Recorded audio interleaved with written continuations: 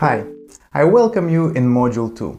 I hope you've set your goals for the course and are eager to start absorbing information.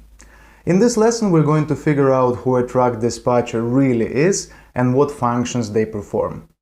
We begin our training with the very basics and will gradually move on to more and more highly specialized information. Complexity of the information will be constantly increasing, so it is most important to build a quality foundation of general knowledge. So, who is a truck dispatcher in the United States? In the trucking industry, a lot depends on reliable drivers, and they're usually considered the backbone of the system. But they're not the only employees responsible for its success. Dispatchers also play a crucial role, and they're in great demand.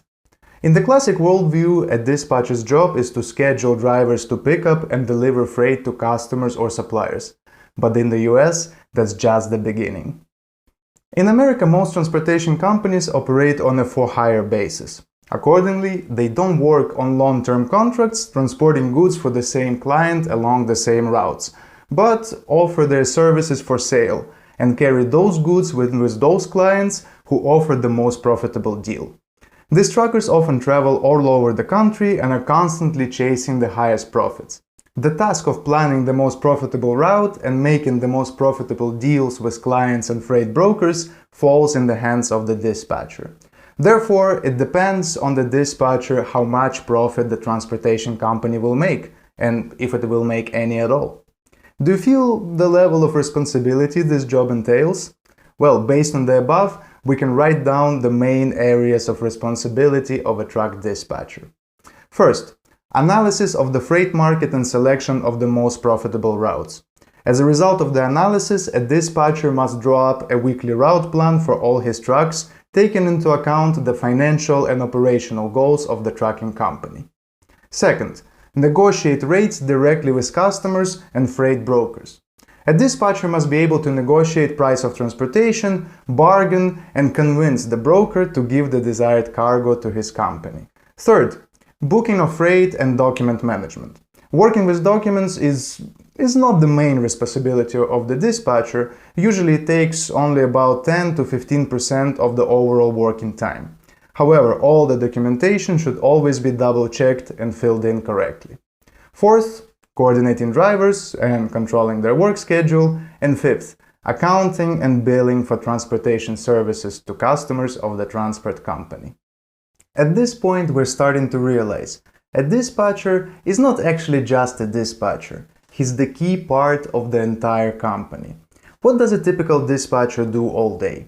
Well, first, he sits down at the work desk, analyzes the market, and selects options for the most profitable routes for the week for all of his trucks. Then, according to the plan, he begins to call brokers on their load offers and negotiates prices. Once he finds a suitable load, he starts closing the deal, filling out the paperwork, checking the contracts and insurance. Once everything is filled out, it's time to coordinate the drivers, to decide who will start moving at what time, when they can deliver, when they need to take a break, etc. So, once again, a dispatcher is the key part of the entire company. If a company didn't make enough money this month, well, the dispatcher is responsible. If drivers are constantly late, the dispatcher is responsible. If paperwork is filled out incorrectly, then once again, that's a dispatcher's oversight. But don't be alarmed here. I'm not trying to get you scared. Instead, think about how much demand there is for good professional dispatchers in America, in one of the largest industries in the world. In the industry where hundreds, sometimes even thousands, of new trucking companies are registered every single day. In an age of globalization where working from home has become the norm, when hiring foreign employees remotely has become an opportunity to cut costs.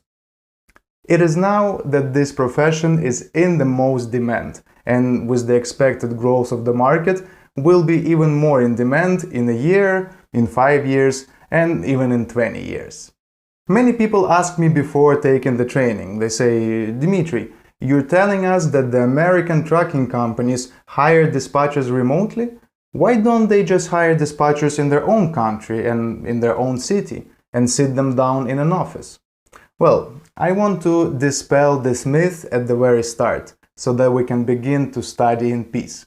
I will provide a number of simple arguments that basically and logically explain this phenomenon. Firstly, 80% of all transportation companies on the market are small companies with a fleet of 1 up to 10 trucks. These are the companies that constitute the main target market of individual remote dispatchers and dispatching services. The majority of these companies simply don't even have their own office, where you might think they would place their dispatchers. They don't need an office. They aren't going to pay money for it. These companies are usually registered to the owner's home address, so unless if you don't expect your employer to invite you to work at his house, put those thoughts to rest. Second, hiring a dispatcher located in the US is by an order of magnitude more expensive than hiring one overseas. The average salary in the US is about $4,000 a month, and the cost of living is about $2,500. For small companies with just one or even a couple of trucks, hiring an office worker is an unaffordable and totally illogical expense. I also mentioned that you can get a job at a large company, right? What about them?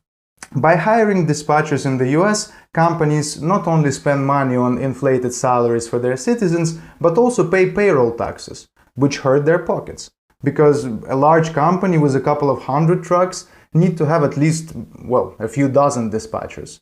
By hiring dispatchers remotely, companies can lower their tax rate, or by hiring dispatch services as contractors, accordingly writing off dispatch costs as an expense. Recently, we've been getting more and more inquiries from large companies looking to outsource their whole dispatch department overseas.